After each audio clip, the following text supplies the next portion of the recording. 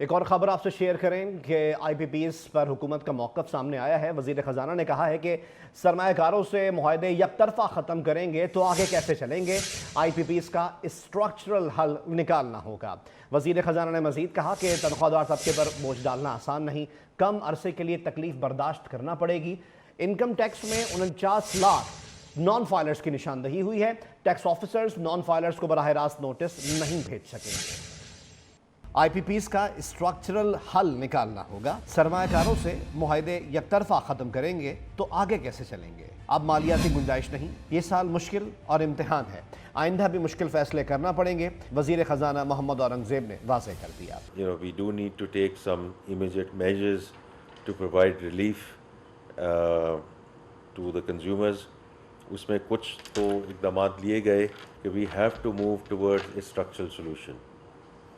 Immediate solution تو ہم نے پرووائڈ کر دیا، لیکن جو اسٹرکچرل سولوشن ہے اس کو ہمیں اس سائٹ پہ لے کر جانا پڑے گا۔ وزیر خزانہ محمد اورنگزیب نے مزید کہا، چین سے 5 سال کے لیے قرض ری پروفائل کرنے کی بات چل رہی ہے۔ آئی ایم ایف بورڈ کی منظوری میں بھی چین پاکستان کی حمایت کرے گا۔ ہمیں چین اور امریکہ دونوں بلاکس کے ساتھ مل کر آگے بڑھنا ہے۔ یہ آئی ایم ایف کا آخری پروگرام ہے، برآمدات بڑھائیں گے۔ ہمیں واپس آنا ہے انٹو کمیٹی آف نیشنز، اور واپس اس لیے آنا ہے into the committee of nations کہ اگر ہم یہ چاہتے ہیں، and that's what this administration is all about, کہ this is going to be انشاءاللہ the last I M F program, then we have to have a road to market.